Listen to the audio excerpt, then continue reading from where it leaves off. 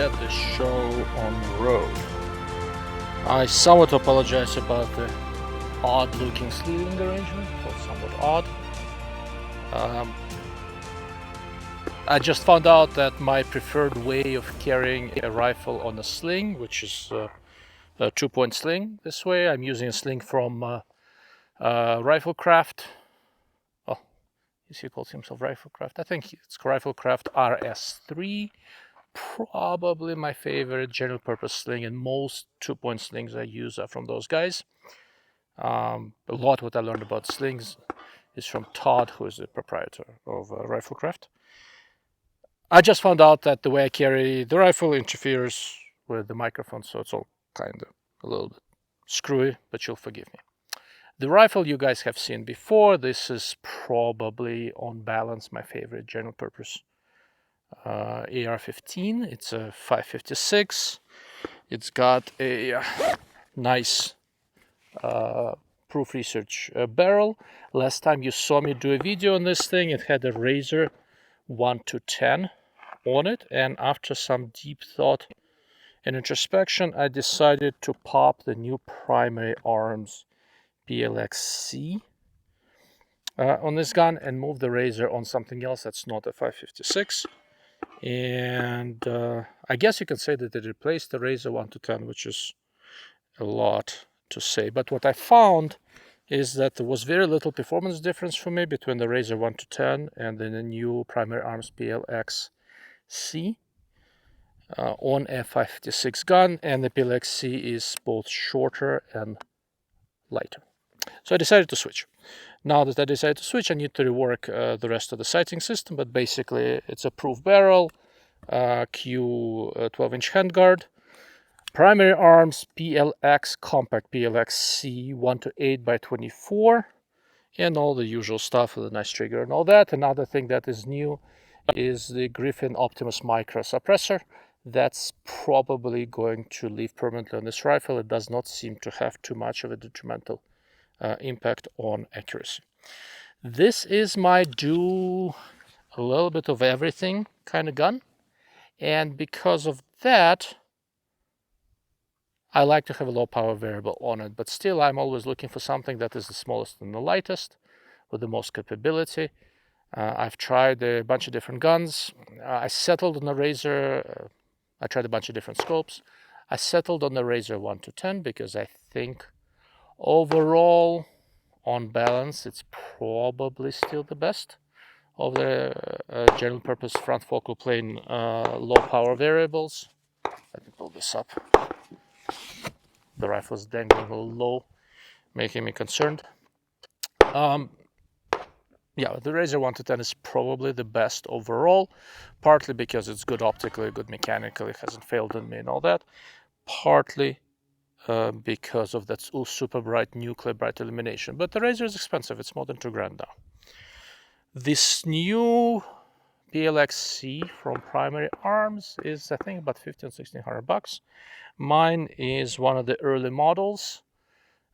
People have been doing reviews of these, left, right, and sideways. I've been holding off, and I've been putting rounds through the rifle with the scope on it. It's a new scope, it's a new design.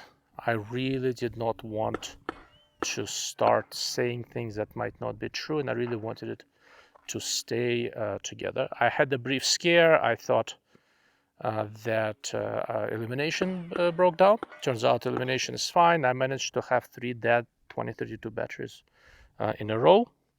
Illumination is of the conventional type, which means that it's not as nuclear bright as the fiber dot or as the diffractive reticle. However, the way the reticle is designed, it has a nice large prominent horseshoe. Here's a picture of the reticle on 8x, 4x, and 1x. Just quick snapshots taken with my cell phone, so don't judge the quality of the image or anything like that. I'll do a proper through the scope video for you guys. It's bright enough. On a midday Albuquerque sun, it's not nuclear bright, but it's clearly bright. It's day visible. It easily stands out.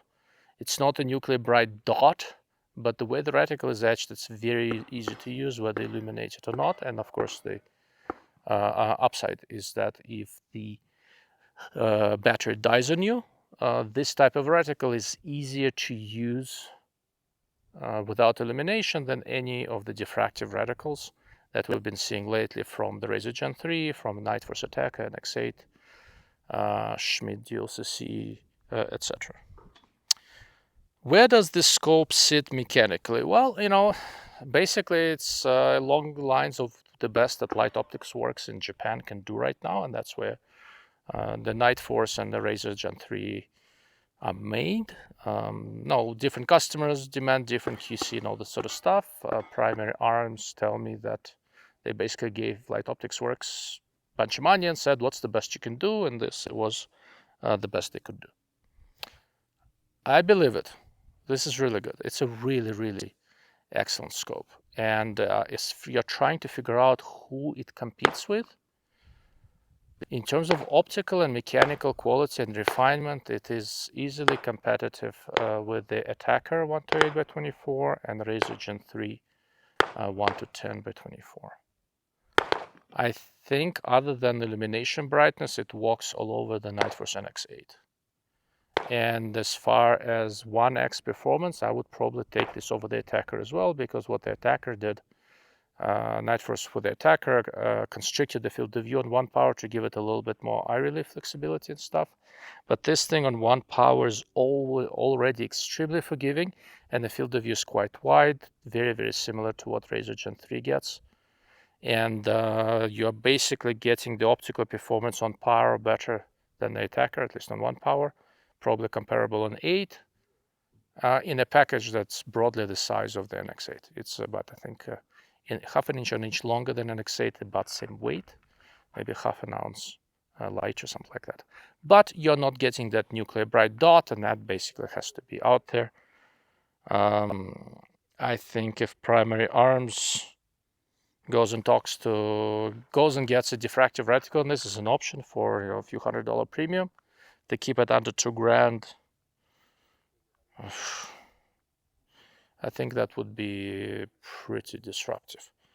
I'm really impressed with the scope. Interestingly, in terms of the feel of the eyepiece, it's broadly reminiscent of Gen 2, Gen 3 razors in some ways. There is minimal black ring around the image. You get in front of the eye, the image is basically just right there, and it's nice and big. It's very forgiving. It's not as forgiving as the best of the second focal plane scopes, but as far as front focal plane ones go, front focal plane LPVOs go, it's absolutely up there, extremely easy to use. The reticle I have on this guy, if it looks weird to you, it's one of the very few meter-based BDC reticles. Honestly, I didn't know this was what they're going to send me. They asked me, do you want to look at it? I said yes, and that's the reticle they sent me. Under the circumstances, having looked at the drawings and the pictures, I do prefer this over the Yard BDC reticle, and I'll do a separate video on the reticle. You guys will see it. It took a little bit of work in getting this, getting the actual BDC to work for the way I like to shoot these things, but it works fine. On balance, would I prefer mil reticle? Probably. Am I gonna complain? No, because I made this one work, and on a 556, for me, it works great. Speaking of eye relief flexibility, right, just to give you an idea, I am right now on 1 power, right? If I just aim at something, all this eye movement, I'm maintaining the side picture. I go on 4 power, which is what I'd be using in low light. The side picture is there. I go on 8 power. It obviously gets tight. Exit pupil is down to 3 millimeters, but I have no problem hand holding this way on doing the high power thing and maintaining the side picture even without this, right? I can scan and I maintain the side picture. It's not disappearing from me. Nothing is blacking out. The eyepiece, it's a very simple litmus test for the eyepiece. The eyepiece is nicely forgiving. I can't really complain. The scope does not have an adjustable parallax. So I think that it's parallax 3 at about 150 yards or so. If there's anything I were to change with this scope, I would probably do 2 things. I would set the parallax at a longer distance. I think with conventional front focal and low power variables that might be used for a range of distances, it's better to set it closer to the hyperfocal distance of the optics. And I don't know where it would be for this guy, but it should be in the 300 meter range. That's how I set up my Razor Gen 3. And given a choice, I would have set this guy up in the same way. But for me, it's essentially an 800 yard scope, approximately. Optically, I think it's absolutely capable of going further. But at about 800 yards or thereabouts, maybe 850, I start running out of the depth of field a little bit. So the focus suffers somewhat, but not too much. In that regard, it's somewhat comparable performance-wise to the March 1 to 8 that I have, and to quite a few other scopes. So in other words, depth of field is perfectly reasonable. Where I am now, I was doing some offhand drills. I have targets at 15 and 30 yards.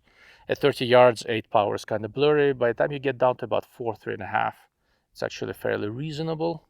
And of course, if you're running out of depth of field, dial back magnification slightly, and you still have it. But 800 yards for me is a perfectly reasonable distance envelope for a 556.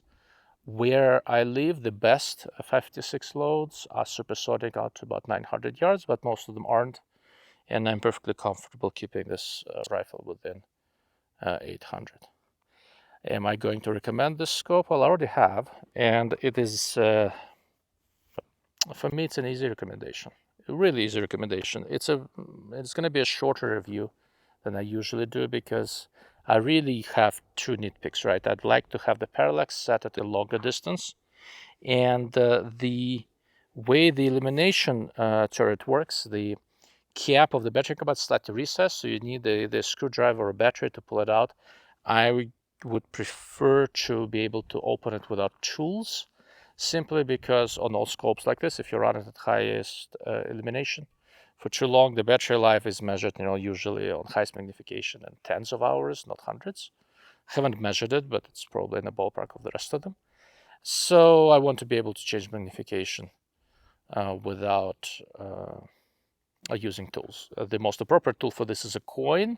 And that's one of the things I hate about the vast majority of illuminated scopes on the market right now.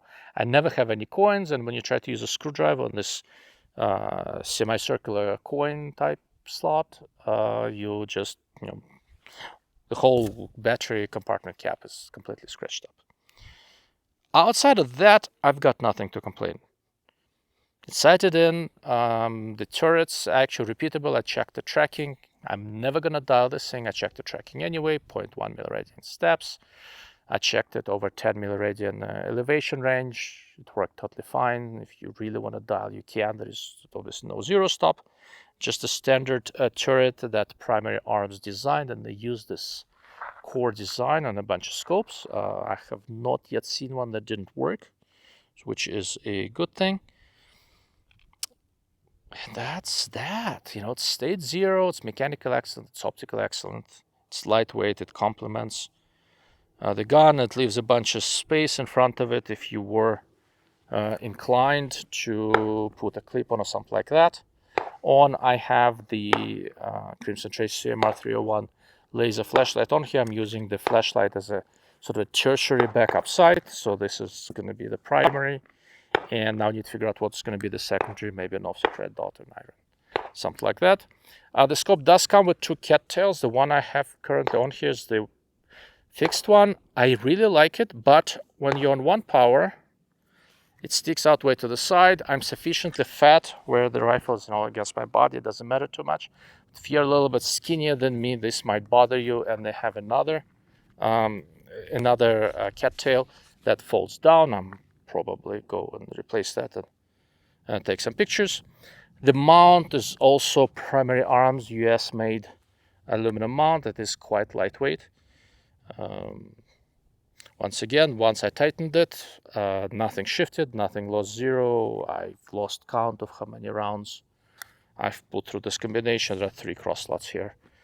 This bloody thing is not going anywhere. Beyond that, I don't know what to tell you guys. This thing is excellent. It's easily one of my favorite low power variables I've seen in a long time. If you want of the. It's a mid-range price by modern standards, $1,500 or so, 1,600, and the really high-end performance. I think primary arms outdid themselves with this one. I'll keep beating it up. I'll let you know if anything breaks.